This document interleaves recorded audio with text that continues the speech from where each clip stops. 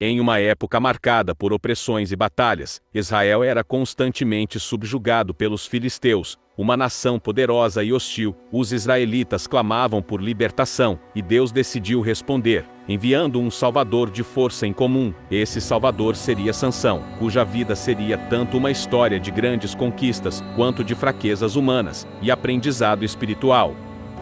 O anúncio divino. Numa noite tranquila, a esposa de Manoá, uma mulher de fé, mas que não tinha filhos, fazia suas orações. Ela e seu marido sempre pediam que Deus lhes concedesse um filho. Foi então que um anjo do Senhor apareceu.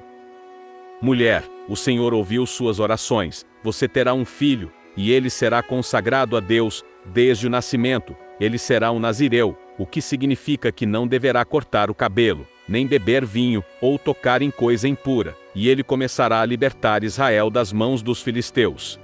A mulher, assustada e maravilhada, contou a Manoá. Ele também ficou emocionado, mas ansioso. Juntos, oraram para que Deus os ajudasse a cuidar desse filho especial. A juventude de Sansão. Sansão cresceu com a fama de ser diferente. Desde criança, demonstrava habilidades físicas impressionantes e uma energia contagiante. Na adolescência, já tinha um físico imponente e se destacava entre os jovens israelitas. Mesmo assim, seus pais sempre o alertavam para se lembrar da importância de obedecer a Deus e respeitar a consagração. Manoá, seu pai, sempre lhe falava: Sansão, lembre-se de que sua força não é sua, mas vem de Deus. Nunca se deixe levar pela vaidade ou pela violência. Deus te deu um propósito. Sansão disse em tom arrogante: Pai, você se preocupa demais. Eu sei o que estou fazendo, e além disso, quem poderia me vencer?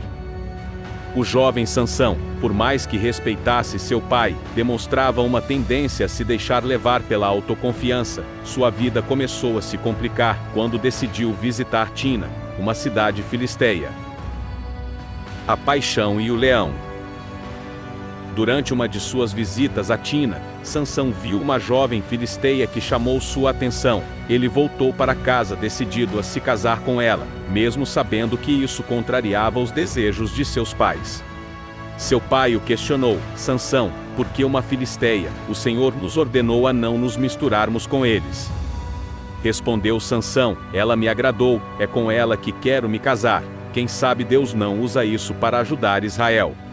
Os pais cederam, mas estavam inquietos. No caminho para pedir a mão da jovem, Sansão encontrou um leão que o atacou. Sem hesitar, ele segurou o leão pelas mandíbulas e o matou com as próprias mãos, algo que nem os guerreiros mais experientes poderiam fazer. Sansão percebeu que sua valentia era realmente um dom divino, mas ainda não compreendia o peso desse poder. Mais tarde, ao retornar por aquele mesmo caminho, ele encontrou o cadáver do leão, onde um enxame de abelhas havia feito mel. Ele provou do mel e o levou para seus pais, mas sem contar que vinha do leão morto, desconsiderando o voto nazireu de não tocar em nada impuro. O enigma e a traição.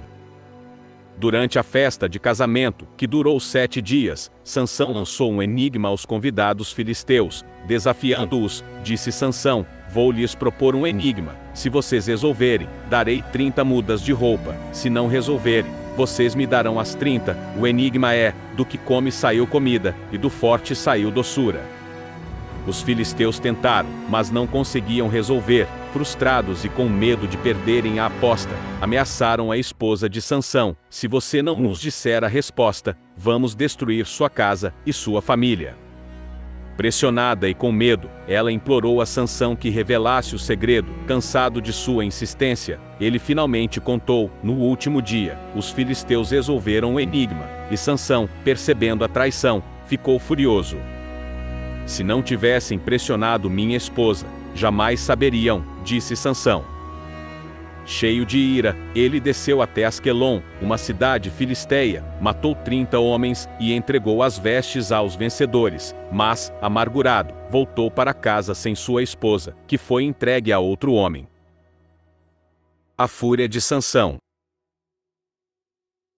Alguns meses depois, Sansão decidiu visitar sua esposa, mas foi impedido pelo pai dela, que já a havia casado com outro. Enfurecido, Sansão jurou vingança. Ele capturou 300 raposas, amarrou-as em pares, e colocou tochas em suas caudas. Soltou as raposas nos campos de trigo dos filisteus, causando uma destruição em massa.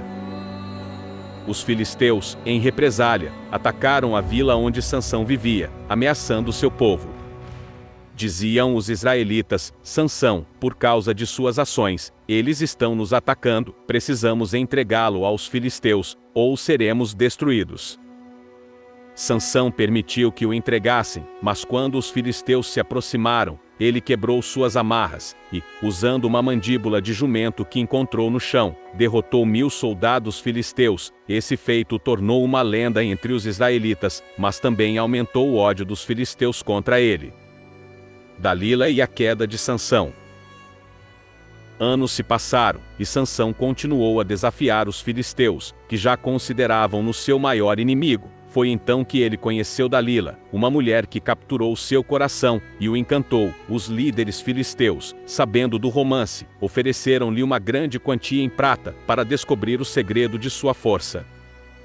Em um momento oportuno disse Dalila: Sansão, se realmente me ama, me diga, de onde vem sua força? Como posso confiar em você se esconde segredos? Sansão, a princípio, brincava e inventava mentiras do segredo de sua força, mas Dalila insistia cada vez mais, até que ele cedeu. Então disse Sansão: sou consagrado a Deus desde o nascimento, minha força vem disso, nunca passei uma navalha nos meus cabelos, se meu cabelo for cortado, perderei a força. Naquela noite, enquanto ele dormia, Dalila cortou seus cabelos. Ao despertar, Sansão estava fraco e foi capturado pelos filisteus. Eles o levaram prisioneiro, arrancaram seus olhos e o fizeram de escravo. O ato final e a redenção. Meses depois, os filisteus organizaram uma grande festa para celebrar a captura de Sansão. O templo de Dagom, onde a festa era realizada, estava lotado. Chamaram Sansão para se apresentar, zombando dele. Ele, cego e enfraquecido, orava silenciosamente. Sansão, em oração: Senhor, eu pequei e me desonrei, mas, se ainda me ouves, dá-me forças uma última vez, para que eu possa cumprir meu destino.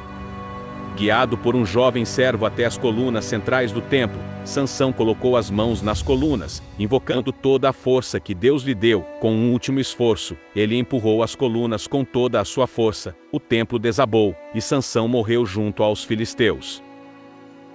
A vida de Sansão foi marcada por lutas, falhas e redenção. Mesmo com suas fraquezas, ele cumpriu seu propósito e se sacrificou por seu povo. A história de Sansão nos lembra que, por maiores que sejam nossas fraquezas, há sempre uma chance de redenção e de cumprir o propósito que nos foi dado por Deus.